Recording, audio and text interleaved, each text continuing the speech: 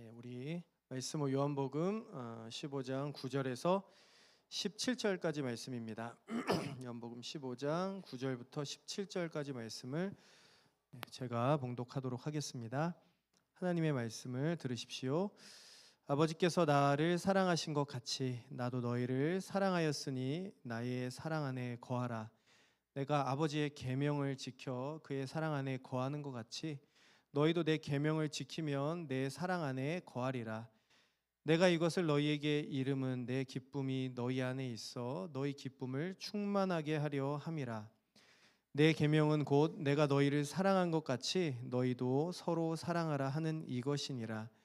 사람이 친구를 위하여 자기 목숨을 버리면 이보다 더 큰 사랑이 없나니 너희는 내가 명하는 대로 행하면 곧 나의 친구라. 이제부터는 너희를 종이라 하지 아니하리니 종은 주인이 하는 것을 알지 못함이라. 너희를 친구라 하였노니 내가 내 아버지께 들은 것을 다 너희에게 알게 하였음이라.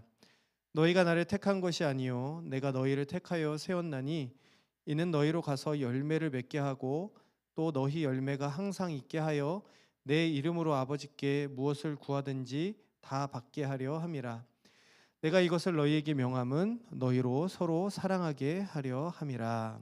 아멘. 요한복음 15장 말씀을 계속 보고 있습니다. 다음 주까지 보면은 이제 15장을 마칠 수 있을 것 같습니다. 지난주 말씀 기억이 좀 나시는지 모르겠습니다.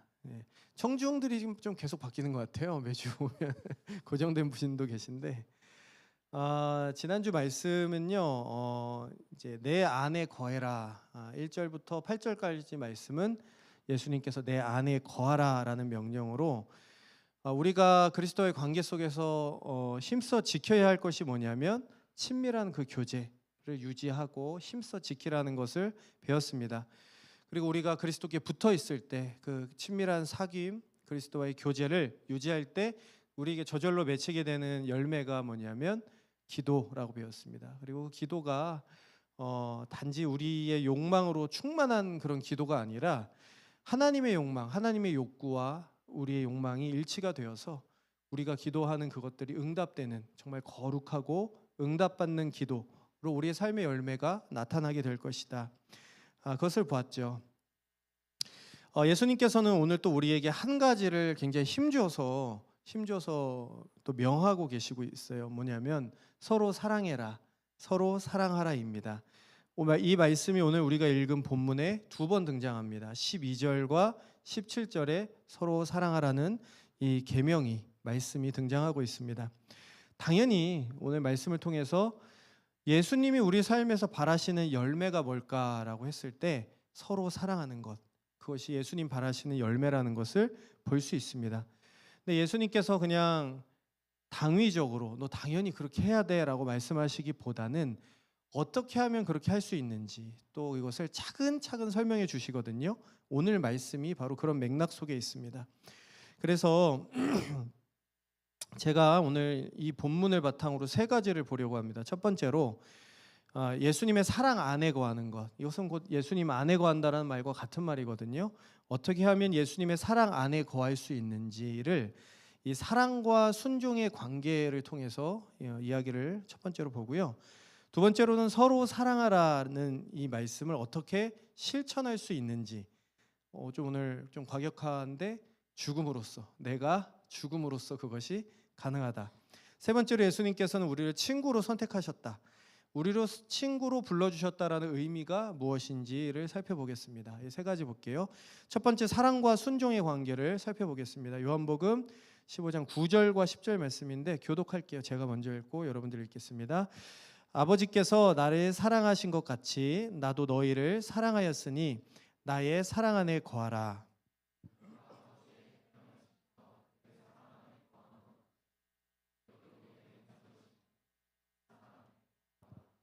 9절 말씀을 보시면은요. 아버지께서 예수님과 성부 하나님께서 예수님을 사랑하신 것처럼 예수님도 제자들을 사랑한다라고 되어 있죠. 그러니까 예수님께서 제자들을 사랑하신 그 사랑은 무슨 사랑일까요? 성부가 성자를 사랑하셨던 그 사랑입니다. 그 사랑으로 너희를 사랑한다 말씀하시죠. 그리고 이 시제는요 단순 과거형으로 쓰여 있는데요. 이제 무슨 뜻이냐면 이 사랑이 태초에 성부가 성자를 사랑하셨던 그 사랑의 관계 속에서 사랑하셨던 그 사랑을 말하고 있습니다. 그러니까 성부 성자, 확장하면 성부 성자 삼위 하나님께서 태초부터 누려오셨던 그 사랑의 관계, 그 풍성한 사랑의 그 관계 속에서 사랑하셨던 그것으로 내가 너희를 사랑한다, 그렇게 말씀하고 계십니다. 예수님께서 그 사랑으로 제자들을 사랑하셨으니까 우리가 그 사랑으로 이미 그리스도 안에 거하고 있죠. 그 사랑의 관계를 잃어버리지 말고 그 안에 꼭 붙어 있어라, 이 말입니다. 그렇게 당부하고 계시죠. 왜 이런 당부가 있을까요? 우리는 늘 불순종과 의심으로 하나님께서 우리를 버리지 않으셨음에도 불구하고 외톨이처럼 하나님께 토라져서 삐져 있는 경우가 많죠. 이탈해 있는 경우들이 많으니까 그렇습니다.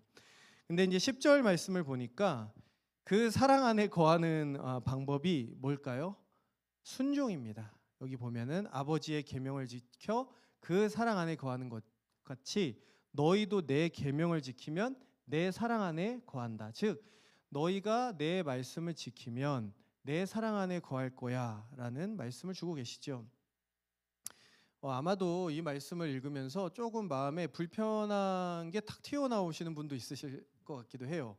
왜냐하면 이렇게 생각할 수 있겠죠. 좀 약간 꼬여 있을 수 있잖아요, 우리 신앙도. 그럼 순종하지 않으면 우리 안 사랑하신다는 거네. 이거 조건적인 사랑이네. 순종하면은 사랑 안에 거한다는 것. 뭔가 좀 마음이 꼬여 있을 수 있습니다. 왜냐하면 어떤 권위나 그런 것에 대한 상처나 알레르기 같은 게 있는 분들에게는요 그런 마음이 드실 수도 있을 것 같아요. 누군가의 말을 듣는다는 것이 마냥 아름다운 일이라기보다는 부당하게 이용당하거나 이런 경험이 있으신 분들은 그런 안 좋은 부정적 감정이 먼저 떠오를 수도 있기 때문입니다. 그런데 상상을 한번 해보시면 좋겠어요. 우리 뒤에 하루가 앉아 있는데 하루처럼 정말 사랑과 관심이 가득한 부모에게서 자라난 우리 아이를 한번 상상을 해보도록 합시다. 정말 부모의 돌봄과 사랑이 정말 너무 섬세하고 너무 따뜻했던 그 부모에게서 자라난 아이를 생각해 볼게요. 그 아이가 자라났을 때 부모가 나에게 어떤 계명을 줍니다. 너 이렇게 살아야 돼, 너 이거 지켜야 돼라고 하는 계명을 줬을 때 어떻게 생각할까요? 그 계명을 나를 통제하고 억압하는구만, 못 살겠구만, 이렇게 생각하는 것이 아니라 그 계명조차도 부모의 사랑 안에 포함되어 있는 것이라고 생각할 확률이 높습니다. 왜냐하면 그 사랑 속에서 자라왔기 때문이죠. 그리고 또 그 계명에 순종을 하는 과정 속에서 어떻게 생각할까요? 이 계명을 통해서 부모님이 나를 어떻게 사랑했는지를 깨닫게 되는 경우도 있을 것 같아요. 그 계명에 순종해가는 과정 속에서 부모님이 이래서 나에게 이렇게 하라고 하셨던 거구나라는 것을 깨달았을 수도 있습니다. 결국에는 이 모든 것이 날 위한 것이었구나라고 생각하면서 부모의 계명은 곧 날 사랑하시는 거였구나, 이렇게 될 수 있겠죠. 정말 사랑을 받고 자라났다면. 정말 우리 집에 있는 아이들도 이랬으면 좋겠어요. 부모님이 이런 명령을 줬을 때, 계명을 줬을 때 날 사랑하는구나. 부모님이. 그렇지 않으니까 제가 이 말을 하는 거겠죠. 성경 말씀을 하나 보겠습니다. 로마서 13장 말씀인데요. 로마서 13장 8절에서 10절 말씀입니다. 제가 읽을게요. 피차 사랑의 빚 외에는 아무에게든지 아무 빚도 지지 말라. 남을 사랑하는 자는 율법을 다 이루었느니라. 간음하지 말라, 살인하지 말라, 도둑질하지 말라, 탐내지 말라 한 것과 그 외에 다른 계명이 있을지라도 내 이웃을 내 자신과 같이 사랑하라 하신 그 말씀 가운데 다 들었느니라. 사랑은 이웃에게 악을 행하지 아니하나니 그러므로 사랑은 율법의 완성이니라. 10절이 좀 집중해서 보시면 좋겠어요. 사랑은 율법의 완성이니라. 율법의 결정체, 율법의 완성이 뭐냐면 사랑입니다. 그러니까 이 말은 우리가 율법을 지키는 목적은 결국 사랑을 완성하기 위함이다라고 성경에서 말하고 있죠. 하지만 반대로 한번 생각해 봤으면 좋겠습니다. 생각을 한번 보세요. 율법이 없다면, 만약에 율법이 없다면 어떻게 사랑을 표현할 수 있을까요? 이해가 되시나요? 사랑의 율법의 목적이 사랑이다. 우리가 그것을 받아들이죠. 아마 받아들이실 겁니다. 하지만 율법이 없다면 어떻게 사랑을 표현할 수 있을까요? 우리가 누군가를 사랑하는 것도 율법을 지킴으로써 가능한 것입니다. 오늘 거기 로마서 10절 말씀에 사랑은 이웃에게 악을 행하지 아니하나니, 그렇죠? 이웃에게 악을 행하지 아니하는 것을 통해서 사랑을 표현할 수가 있죠. 누군가를 사랑한다고 하면서 그 사람의 말을 무시한다면 그 사랑의 진정성은 의심받을 수밖에 없을 겁니다. 율법은 사랑의 분명한 실천이요 증거가 될 수 있어요. 사랑의 관계 속에 있는 사람에게는요. 이 조나단 에드워즈가 로마서 주석에서 이렇게 설명을 하고 있습니다. 오늘 이 말씀에 대한 주석입니다. 이 십계명은 종종 은혜 언약을 포함하고 있는 것으로, 즉 십계명, 그 하나님 주신 십계명 안에 하나님의 은혜가 포함되어 있다는 것입니다. 그리고 하나님이 은혜 언약의 조건에 따라 이스라엘 교회를 자신의 아내로 삼으신 것을 제시하는 것으로 전해진다. 따라서 십계명의 두 돌판은 언약궤 안에 넣어져 성소에 빛이 되었다. 이것은 행위 언약의 조건으로 그 안에 규정된 의무가 다른 면에서는 은혜 언약의 조건이 되지 않으면 불가능했다. 한 면에서는 행위의 법인 율법이 다른 면에서는 믿음의 법이라는 것이다. 거의 이해가 안 가시죠? 주소 굉장히 좀 어렵게 쓰여 있습니다. 근데 이 밑줄 친 것만 좀 집중해 보시면 좋을 것 같아요. 동일한 법이 행위 언약 아래에 있는 자들에게는 복종의 법이고 은혜 언약 아래에 있는 자들에게는 자유의 법이다. 요것만 좀 보시면 될 것 같아요. 같은 율법이, 같은 계명이 주어졌어도 어떤 이들에게는 단지 그것이 종처럼 복종해야 되는 것이지만 어떤 이들에게는 그것이 오히려 자유롭게, 그것이 사랑받는다고 느끼면서 자유롭게 행할 수 있는 법이 된다는 것을 말합니다. 즉 이거예요. 정리하면 은혜 언약 안에, 즉 하나님의 사랑 안에 거하는 자들에게 율법은 뭘까요? 곧 우리에게 자유를 가져다 줍니다. 즉 이 부분 기억하시면 될 것 같아요. 율법을 지키면서도 우리가, 즉 순종하는 관계 속에서도 우리는 하나님의 사랑을 경험하며 그것을 누릴 수 있다는 겁니다. 즉 율법을 지키는 것과 하나님의 사랑을 경험하는 것이 분리되어 있지 않다라는 것을 말하고 있죠. 바로 이런 상태가 우리의 영적인 부모인 하나님과 자녀인 우리의 관계가 건강하게 맺어져 있는, 그러니까 우리의 영적인 상태가 건강하다는 것의 증거가 될 수 있겠죠. 즉 사랑하기 때문에 순종하고요, 순종하는 과정 속에서도 하나님의 사랑 안에 거하는 상태, 좀 어렵나요? 그것을 이야기하고 있습니다. 이런 관계 속에서 우리가 누릴 수 있는 감정 상태가 바로 기쁨이라고 해요. 이 순종 속에서 우리가 아무리 힘들고 어려운 일들을 겪고 그 일에 순종해 가는 과정 속에서라도 우리 안에 주된 감정은 기쁨이다 말하고 있습니다. 11절에 이렇게 되어 있죠. 내가 이것을 너희에게 이름은 내 기쁨이 너희 안에 있어 너희 기쁨을 충만하게 하려 함이라. 예수님의 감정 상태, 우리에게도 그것이 있을 수 있다는 겁니다. 예수님께서 성부께 순종하심으로 그분의 사랑 안에서 거하시면서 누리셨던 그 기쁨, 그것이 곧 성자 예수님께 순종함으로써, 즉 그 사랑 안에 거함으로써 우리에게도 충만할 것이다라고 말씀해주고 있는 것입니다. 두 번째로 넘어가겠습니다. 두 번째는 사랑의 실천에 대한 이야기입니다. 요한복음 15장 12절부터 14절입니다. 우리 교독하도록 하겠습니다. 내 계명은 내가 너희를 사랑한 것 같이 너희도 서로 사랑하라 하는 이것이니라.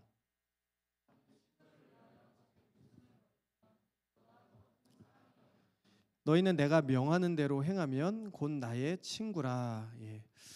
이 말씀이 내 사랑 안에 거해라. 그 다음에 이제 예수님께서 내 사랑 안에 거해라라고 말씀하고 계십니다. 그게 곧 나의 계명이다, 나의 뜻이다라고 말씀하시면서 그 사랑의 구체적인 실천이 뭐라고 말씀하시냐면 자기 목숨을 버리는 것이라고 말씀해주고 계십니다. 우리는 이 말씀을 읽으면서 성경을 좀 알고 교회를 다니신 분은 이게 누구를 가리키는지는 다 아실 겁니다. 곧 예수님께서 이제 십자가 위에서 자기 자신이 하시려고 하는 그 일을 나타내고 계시다라는 것을 우리는 알고 있습니다. 우리는 이 놀라운 사랑에 대해서 우리 주일마다 매일 듣고 있죠. 매주마다 이 복음을 듣고 있지 않습니까? 이게 사실 이 사랑이 너무 크고 비현실적이라고 느껴져서요. 사실은 잘 안 와닿습니다. 이렇게 와닿지가 않아요. 이게 우리 교회 참 많이 이런 얘기가 있다고 하는데, 하지만 다시 한번 이 사랑을 얘기하지 않을 수가 없죠.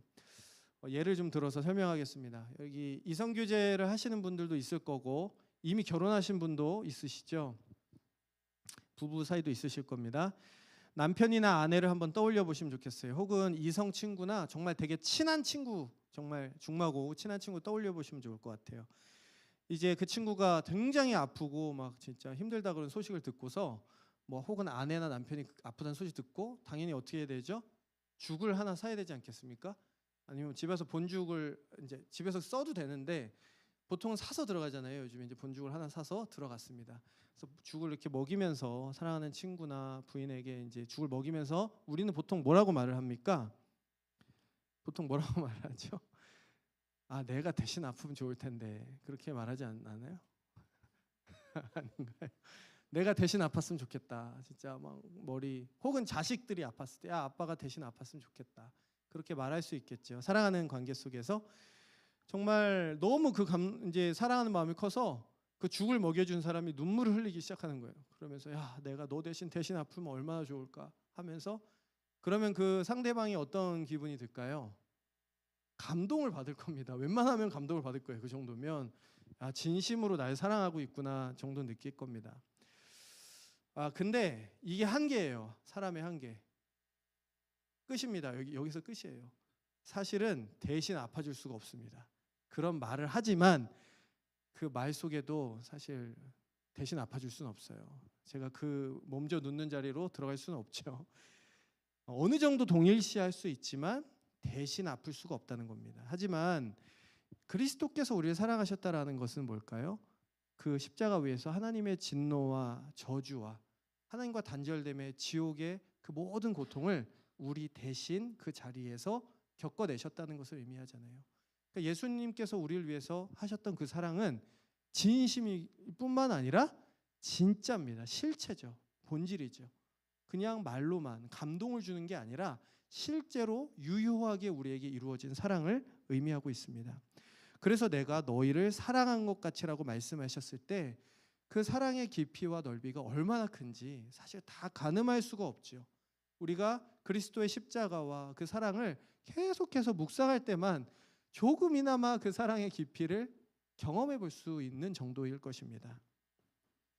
그렇죠. 그렇게 우리를 사랑하셨습니다. 근데 중요한 것은 오늘 거기에 초점이 아니라 오늘의 초점은 여기죠. 주님이 우리를 사랑하신 것처럼 너희도 사랑해라. 여기가 오늘 본문의 초점입니다. 그리고 목숨을 아끼지 않고 너의 목숨을 버려서까지도 그렇게 사랑하라고 우리에게 말씀하고 계시죠. 오늘 이 말씀을 읽으면서 아, 목숨을 내어놓으면서까지 사랑하라는 그 말이 사실 너무 비현실적이고 뭐 마치 신앙의 성인들이나 정말 위대한 경지에 이르는 사람들만 하는 것 같은 느낌이 들어서 여전히 우리에게 와닿지 않는다고 생각이 들 수도 있습니다. 하지만 칼빈이 이렇게 말을 했어요. 제가 말한 게 아닙니다. 칼빈이 말한 것입니다. 나는 성령께서 우리의 능력이 감당할 수 있는 일만을 요구하시고 그 이상으로 요구하지 않으신다는 주장에 동의할 수 없다. 도리어 그리스도께서는 우리가 마땅히 해야 할 일을 보여주신 후에 우리의 힘이 부족할 때에는 우리로 하여금 자기에게 그 힘을 구하게 하신다. 이렇게 말합니다. 단지 우리가 한정 지어놓은 그 정도의 수준에 머물러 있는 것을 우리 주님께서는 원하지 않으십니다. 그러니까 더 이상으로 나아가길 원하세요. 어디까지요? 예수님께서 원하시는 수준은 어딜까요? 자기와 같은 수준에 이르기를 원하시는 거죠. 자기와 같은 사랑에 이르기를 원하시는 겁니다. 왜 그럴까요? 그것이 마냥 부담스러운 계명이 아니라는 것은 그것이야말로 서로 사랑하는 것이야말로 삼위 하나님께서 태초부터 서로의 관계 속에서 존재해 오셨던 방식이기 때문에 그렇습니다. 예수님은 태초부터 자연스럽게 존재하셨던 그 방식, 서로 사랑함으로 하나가 되셨던 그 방식으로 우리를 부르고 계신 거예요. 그 방식대로 살으라고 말씀하시는 거죠. 서로 사랑하는 것이고요. 바로 다른 말로 하면은요, 타인지향적인 삶이죠. 그리고 나에게는 어떻게 적용될까요? 자기 부인의 삶이 될 수 있습니다. 나를 부인하는 삶으로 그것이 적용될 수도 있습니다. 제가 팀 켈러 목사님의 하나님을 말하다라는 책을 보다가 정말 감전이 된 것 같이 되게 감동을 받는 구절이 있습니다. 이 구절을 정말 외워버리고 싶을 정도로 너무 좋았어요. 근데 여러분들에게 감동되지 않을 수도 있습니다. 맥락 속에 나오는 거니까 제가 읽어드릴게요.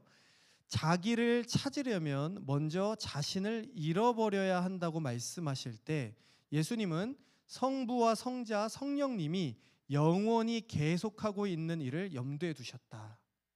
별로 감동이 안 되시죠? 저는 정말 이거를 붙잡고 감당이 되지 않을 정도로 너무 좋았어요. 이 말씀이.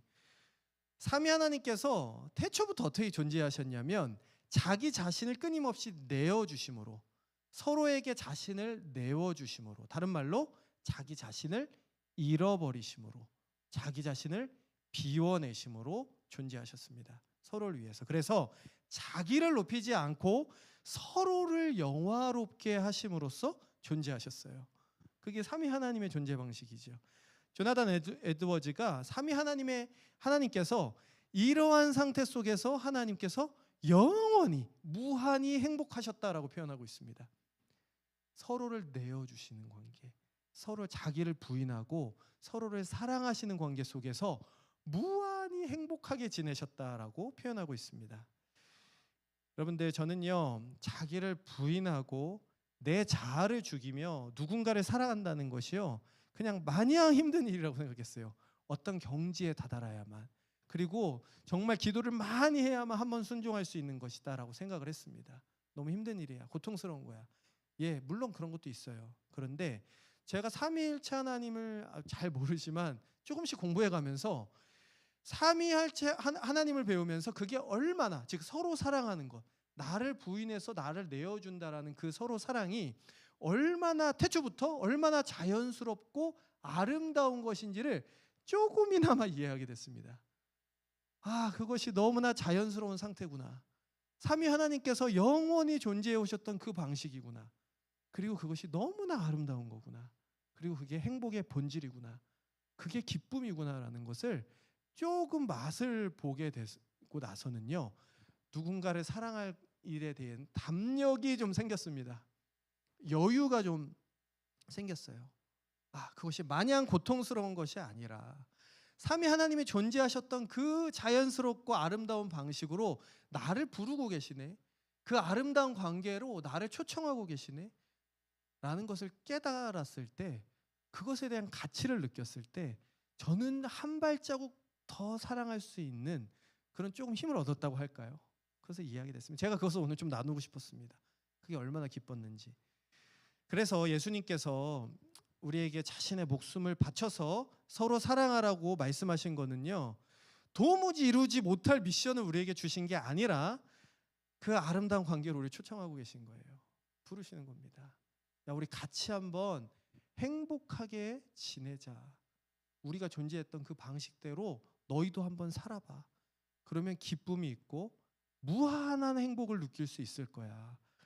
그것은 바로 너의 의무, 책임, 부담이 아니라 너의 인생을 걸고 추구해도 될 만한 아름답고 가치 있는 관계의 원형이야. 태초부터 있었던 그 관계의 원형이다. 그것을 한번 같이 해보자라고 우리에게 말씀하고 계시는 거죠. 나를 버려서 누군가를 사랑한다는 것은요, 결국 삼위 하나님을 닮아가는 것입니다. 마가복음 8장 34절 35절 말씀을 제가 읽겠습니다. 무리와 제자들을 불러 이르시되 누구든지 나를 따라오려거든 자기를 부인하고 자기 십자가를 지고 나를 따를 것이니라.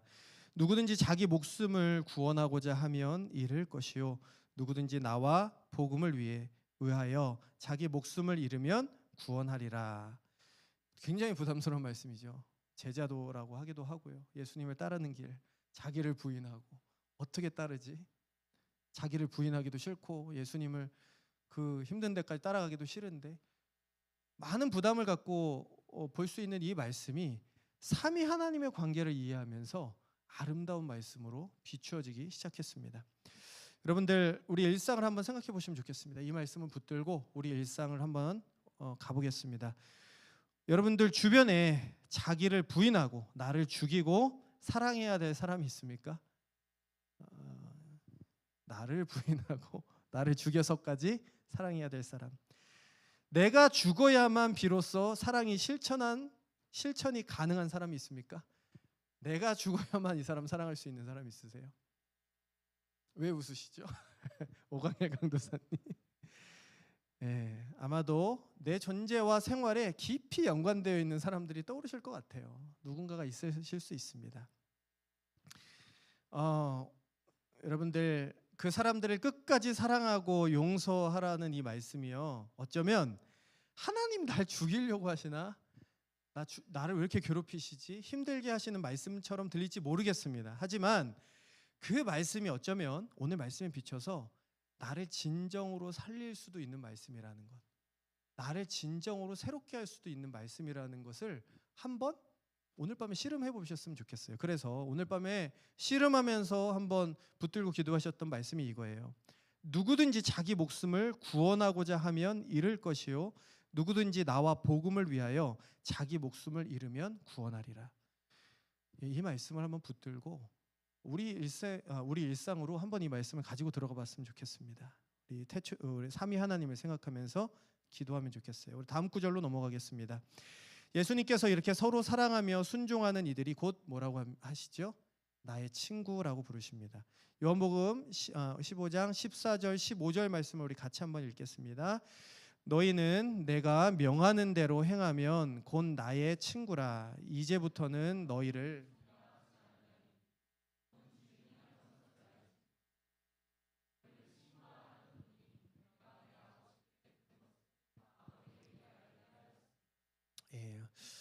아멘. 예수님의 사랑 안에 거해서 그 사랑으로 서로를 사랑하는 이들이 예수님의 친구다, 이렇게 말씀하시는 거죠. 사실 문맥을 좀 자세히 연구하면은요, 내가 예수님의 친구가 되는 자격을 얻었다, 성취했다라는 것이 아니라 16절 참고해 보시면 알 수 있습니다. 예수님께서 우리를 당신의 친구로 불러주시고 선택하셨다라는 말입니다. 그래서 우리를 예수님의 친구로 불러주셨다는 말이 무슨 뜻인지를 살펴봐야 되겠습니다. 그 힌트가 본문에 하나 나와 있습니다. 여기 보면은요, 내가 내 아버지께 들은 것을 다 너희에게 알게 하였음이라, 이 구절입니다. 아버지께 들은 말이 뭘까? 제가 좀 본문을 묵상하면 좀 더 집요하게 파고드는 습성이 좀 있는데, 어제 밤까지도 이게 풀리지가 않아가지고 굉장히 아파트를 배회했어요. 그래서 막 서성거리면서 몇 시간이도 걔가 계속 산책을 하거든요. 이게 말씀이 이해가 안 가면. 근데 이게 뭐 막 계시로 주시거나 그런 게 아니라 왜냐면 본문에 나와 있지가 않잖아요. 이게 구체적으로 다른 성경 구절들을 좀 연구하면서 이제 볼 수 있었습니다. 마가복음 4장 11절이에요. 이르시되 하나님 나라의 비밀을 너희에게는 주었으나 외인에게는 모든 것을 비유로 하나니. 마가복음에 보면 예수님께서 하나님 나라의 비밀, 여기서 미스테리온이라고 하는데요, 제자들하고만 공유하셨던 비밀이 있습니다. 그게 뭘까요? 하나님 나라의 비밀이라고 합니다. 그죠? 아주 신비하고 비밀스러운 것이 있었습니다. 고린도전서 보니까 그게 뭐냐? 오직 은밀한 가운데 있는 하나님의 지혜를 말하는 것으로서 곧 감추어졌던 것인데 하나님이 우리의 영광을 위하여 만세전에 미리 정하신 것이라. 이 지혜는 이 세대의 통치자들이 한 사람도 알지 못하였나니 만일 알았더라면 영광의 주를 십자가에 못 박지 아니하였으리라. 여기서도 이 은밀한 것이 뭐냐면 미스테리온입니다. 비밀이에요. 여기서 보면은 예수님께서 제자들에게만 알려주셨던 것이 뭘까요? 그 비밀이 뭘까요? 바로 뭡니까? 오늘 말씀을 참고해 보면은요, 우리를 사랑하셔서 우리에게 주신 예수 그리스도에 대한 사건이죠. 바로 십자가와 복음의 사건입니다. 예수 그리스도께서 우리를 위해서 행하신 그 복음의 일이 바로 비밀이죠. 하나님의 신비입니다. 이 세상 사람들은 알지 못하며 이해하지 못하는 그 비밀이요 신비가 바로 이 미스테리온이죠. 그것을 예수님께서 우리에게 주신 거예요. 알게 하신 거죠. 그렇다면 예수님께서 우리를 친구로 부르셨다라는 것이 무엇을 의미할까요? 예수님께서 우리에게 가장 가치 있고 가장 귀중한 비밀인 복음의 소식을 우리와 공유를 하셨습니다. 그것이 무슨 뜻일까요? 가장 가치 있는 복음을 위한 사역으로 우리를 초대하고 계시다라는 것을 의미합니다. 왜 그럴까요? 한 가지 상상을 해보면 좋겠어요. 여러분들 대통령이나 한 나라의 왕을 만날 일이 거의 없으시겠죠. 하지만 만났다고 해봅시다. 그래서 관저로 초대를 했습니다. 대통령이 중요한 얘기가 있다. 사실 좀 너 이제 친구라고 부르는 거예요. 친구요 이러면서 중요하게 할 말이 있다. 사실 굉장히 비밀스러운 사업인데 사실 이 얘기를 너에게 해주고 싶다. 이게 무슨 뜻일까요? 이제 이 소중하고 귀중한 일을 너와 함께 하고 싶다라는 얘기죠. 이 비밀을 너에게 알려주는 것은 이 가치 있는 일을 위해서 너를 동역자로 부르고 있다라는 뜻입니다. 요한복음의 맥락 속에서 실제로 친구, 필로스라는 단어는요, 신뢰와 동역의 관계를 나타내는 경향이 강합니다. 즉 우리를 예수님의 동료, 동역자로 부르고 계시다는 말이죠. 그것이 무엇로 지지가 되고 있냐면 15장 16절로 지지가 됩니다. 제가 읽어드릴게요. 너희가 나를 택한 것이 아니요 내가 너희를 위하여 너희를 택하여 세웠나니 이는 너희로 가서 열매를 맺게 하고 또 너희 열매가 항상 있게 하여 내 이름으로 아버지께 무엇을 구하든지 다 받게 하려 함이라. 열매를 맺으라고 하시는데요. 지난주 기억나시죠? 윤리적인 열매, 선교적인 열매 다 성경에 나와 있는 열매라고 말씀하십니다. 여러분들 오늘 16절에 근거하면은요. 너희를 친구로 불러서 내가 이 비밀을 복음의 비밀을 공유하는 이유는 뭘까요? 너희로 가서 열매를 맺게 하고 16절에 나와 있습니다. 너희로 가서 열매를 맺게 하고 예수님께서는요. 이제 십자가에서 죽으시고 승천해 가실 거예요. 이제 그 예수님의 사명 이 땅에 하나님의 공동체를 세우고 복음을 전하며 이 말씀을 전하는 그 귀한 사명을 누구에게? 나의 친구들, 나의 제자들에게 이제 알려주시고 계승하고 계시는 겁니다. 이제 너희는 가서 그 열매를 맺어라 라고 말씀하시죠. 예수님께서 물어보실 것 같아요. 너가 그 복음의 비밀을, 그 사랑을 전할 자리가 어디냐라고 물어보실 것 같습니다. 제가 요한복음 묵상하다가 이 말씀에 정말 탁월하게 순종한 한 사람을 만나게 되었습니다. 나사로예요. 나사로. 여러분들 시간교회에서는 성경 인물 중에 가장 유명한 인물 중에 한 사람이 나사로일 것입니다. 나사로를 모르면 시간교회인이 아닐 정도로 유명해졌죠. 나사로야 나오라 아시죠? 저도 상당히 좋아하는 인물입니다. 상당히 좋아하는 인물인데 제가 사실 한 몇 년간 이 나사로를 제 롤모델로 삼고 추구했던 인물이에요. 나사로를 신앙의 롤모델로 삼으신 분 별로 없죠. 저는 나사로를 상당히 좋아했습니다.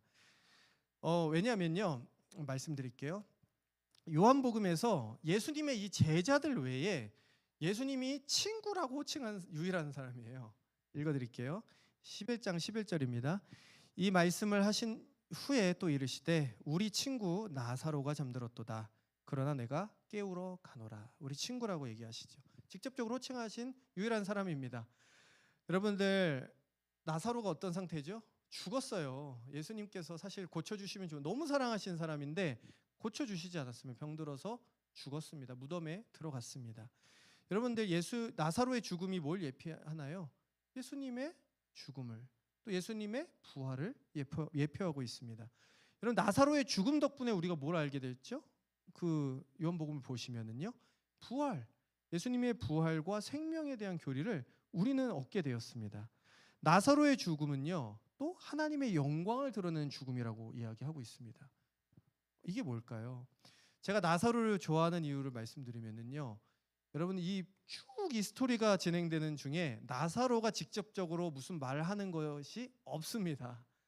나사로는요, 이 모든 순종과 심지어 죽음에 그 이르기까지 아무 말도 하지 않아요. 아무 말도 하지 않습니다. 나사로는 단지 순종하여서 어떻게 됐죠? 죽었습니다. 나사로는 순종으로 죽었고요. 또다시 순종해서 부활했어요. 그리스도를 드러냈죠. 여러분은 나사로가 열매 맺는 자리가 어디였냐면 병에서 고침을 받는 자리가 아니라 어디였죠? 병 때문에 죽는 자리였습니다. 그게 바로 순종의 자리였어요. 너희는 가서 나사로에게는 어디로 가는 것이었죠? 무덤이 그 자리였습니다. 무덤이 순종의 자리였습니다. 여러분들 너희로 가서 열매를 맺게 하고라고 하셨을 때 여러분들이 가야 될 그 자리가 어디일까요? 여러분들의 자리는 어디입니까? 여러분들 예수님께서 이제 이 말씀을 하시고 어디로 가시죠? 십자가로 가십니다.